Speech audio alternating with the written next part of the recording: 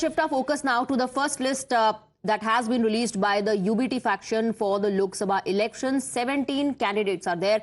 As far as the first list is concerned, the party has renominated all the 5 sitting MPs who stayed with party chief Uddhav Thackeray following the outfit split in 2022. These lawmakers are Arvind Sawant from South Mumbai, Rajan Vichare, Thane, Vinayak Raut, Ratnagiri Sindhudurg, Omrajan Nimbalkar of Dharashiv and Sanjay Jadhav of Parbhani.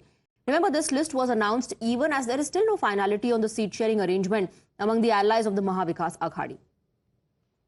5 सीटें बाकी है जिसमें पालघर है, कल्याण डोंबिवली है, जळगाव है, ये है Mumbai north वाली सीट है और हाटकलंगने है। ये 4-5 सीटें हैं। आज शाम तक उसका फैसला हो जाएगा। उम्मीदवारों का चयन हो गया है, घोषित करना बाकी है। हाटकलंगने सीट के बारे में राजू शेट्टी जी से बातचीत चल रही है। वो चाहते हैं कि महाविकास आघाड़ी उनको सपोर्ट करे। होता है, पूरे देश में ऐसा होता है। जब हम महाविकास आघाड़ी या किसी गठबंधन एनडीए इंडिया में बैठते हैं तो सीट शेयरिंग के बारे में हर पार्टी अपना अपना दावा करती है, लेकिन हमारी बातचीत अब खत्म हो गई है। However, this decision to announce the list before any finality on seat sharing has sparked a massive war of words between the Congress and the Uddhav faction. Sources tell Times Now that the Maharashtra State Congress leadership is unhappy with Shiv Sena UBT announcing candidates on the Sangli seat. As per sources, the state Congress leaders have informed Delhi High Command about this and have also suggested the option to have friendly fight at Sangli constituency. State leadership is waiting for the next order from the High Command. आज शिवसेना उद्धवजींच्या शिवसेनेने यादी जाहीर केलेली आहे। खरं म्हणजे त्यामध्ये सांगली त्यांनी जाहीर करणं किंवा मुंबईमधलं सुद्धा धारावी जिथे तो मतदारसंघ जाहीर करणं हे योग्य झालं नाही असं माझं मत आहे। त्यांनी असं जाहीर करायला नको होतं ज्यावेळेस आम्ही चर्चेमध्ये आहोत।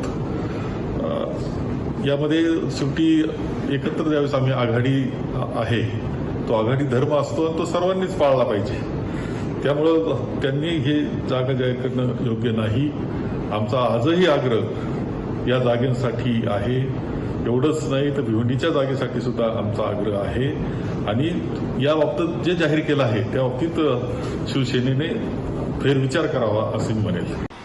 शिवसेना ने जो उम्मीदवार घोषित किया है उत्तर पश्चिम के लिए, उसके बारे में मैं भूमिका पहले से स्पष्ट कर चुका हूं। उस उम्मीदवार के ऊपर भ्रष्टाचार का आरोप है, ईडी के द्वारा छानबीन जारी है। जो खिचड़ी सप्लाई की गई थी उस खिचड़ी सप्लायर से उन्होंने दलाली खाई है जिसकी छानबीन हो रही है और ऐसे खिचड़ी चोर उम्मीदवार को शिवसेना ने हमारे सर पे थोपा है। हम इसका सरासर विरोध करते हैं। कम से कम मैं ऐसे खिचड़ी चोर उम्मीदवार के लिए काम नहीं करूंगा। शिवसेना यूबीटी ये दिखाने की कोशिश कर रही है, ये उनका ईगो बात कर रहा है। देखिए, वो खुद के आमदार को नहीं अपने पास बचा सकी। पूरी उनकी 90% पार्टी ने उनको छोड़ के गया उनके अहंकार की वजह से, और यही अहंकार की वजह से अलायंस को भी दुख झेलना पड़ रहा है। बहुत सारे नेता छोड़ के गए, मिलिंद देवरा जी। मैं हमेशा कहता हूं कि देखिए, महाराष्ट्र में जो कांग्रेस के लीडर्स है वो शिवसेना के लिए इतनी सहानुभूति रखते हैं कि अपने जो घर वाले हैं, अपने पार्टी वाले हैं, वो नाराज है चलेगा उनको, मगर उनकी अलायंस पार्टनर्स नाराज नहीं होनी चाहिए। ये गलत है। उसकी वजह से जो महाराष्ट्र के लीडर्स है सब नाखुश है, सब उदास है। कोई लोग आके आपके सामने कहते हैं, कोई लोग नहीं कहते हैं, मगर मैंने हमेशा से कहा है और मैं ऑन रिकॉर्ड कहता हूं कि जितना नुकसान शिवसेना यूबीटी अलायंस के साथ कांग्रेस पार्टी का हो रहा है महाराष्ट्र में, उतना उससे शिवसेना यूबीटी तो बड़ी दुश्मन है, बीजेपी बाद की दुश्मन है कांग्रेस की। However, the Uddhav faction of the Shiv Sena asserted that they have followed coalition dharma and Uddhav Shiv Sena is only contesting on the seats they have been fighting from for decades. कित्येक वर्ष कोल्हापूरमध्ये शिवसेनेचे आमदार खासदार निवडून येत आहेत।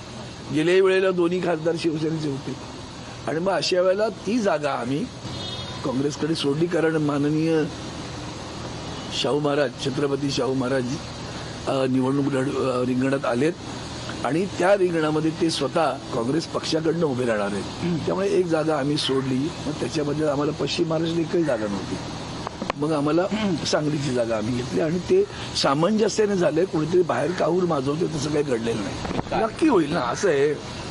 सगळ्यांचा सामंजस्याचा विचार आहे, क्रियेला प्रतिक्रिया असते। मग मग ते नेमकं आपल्या शत्रूचं साधेल असं कुणीच वागणार नाही आमच्या.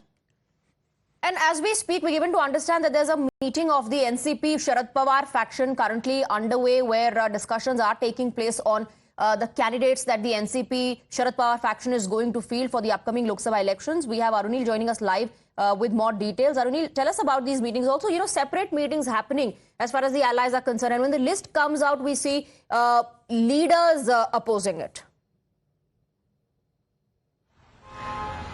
Well, clearly all is not well within the Maha Vikas Aghadi.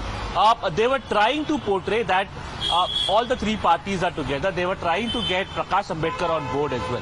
Prakash Ambedkar basically vociferously attacked the Maha Vikas Aghadi and has announced his candidate, saying that I am breaking away from the Maha Vikas Aghadi. Then Uddhav Thackeray's party also announced 17 candidates. The Congress party clearly has not taken it well. We have seen senior Congress leaders like Varsha Gaikwad, who is the Mumbai president, Vijay Wadettiwar, leader of opposition, and a Congress leader, Bahasaheb Thorat, who was part of the seat sharing discussions, Sanjay Nirupam as well. All of them attacking, launching a scathing attack at Uddhav Thackeray's party, basically saying that how can you announce on those seats that we are also claiming. Now, coming to Sharad Pawar as well, Sharad Pawar's party workers also have spoken against Uddhav Thackeray for announcing the Mumbai Northeast seat. All right, Arunil, please keep tracking the details. I'll come back to you for the latest. For the moment, 5 सीटें बाकी है, जिसमें पालघर है, कल्याण डोंबिवली है, जळगाव है,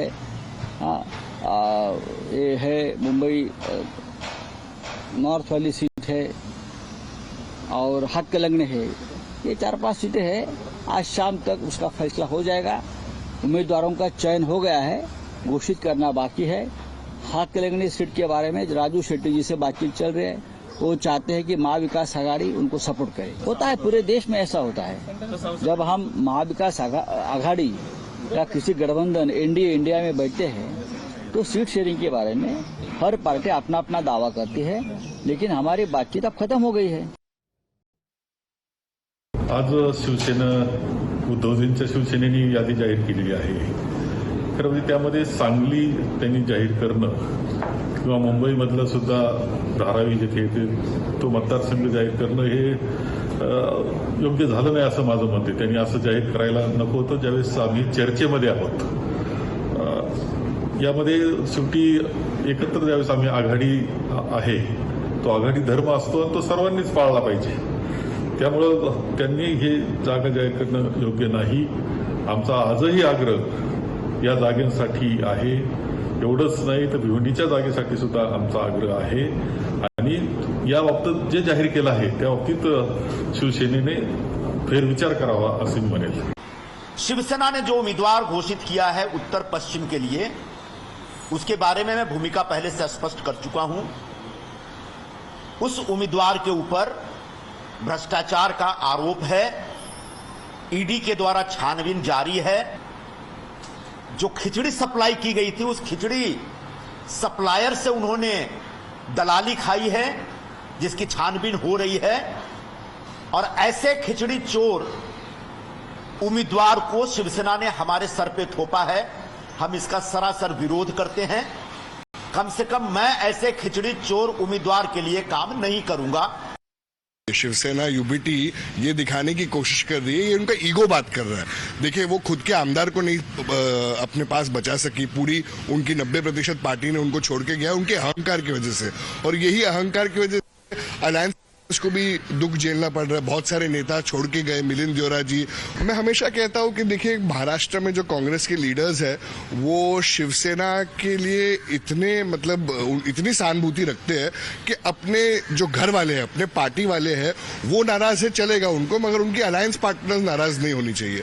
ये गलत है. उसकी वजह से जो महाराष्ट्र के लीडर्स है सब नाखुश है, सब उदास है. कोई लोग आके आपके सामने कहते हैं, कोई लोग नहीं कहते हैं. मगर मैंने हमेशा से कहा है और मैं ऑन रिकॉर्ड कहता हूं कि जितना नुकसान शिवसेना यूबीटी अलायंस के साथ कांग्रेस पार्टी का हो रहा है महाराष्ट्र में, उतना उससे शिवसेना यूबीटी तो बड़ी दुश्मन है. बीजेपी बाद की दुश्मन है कांग्रेस की.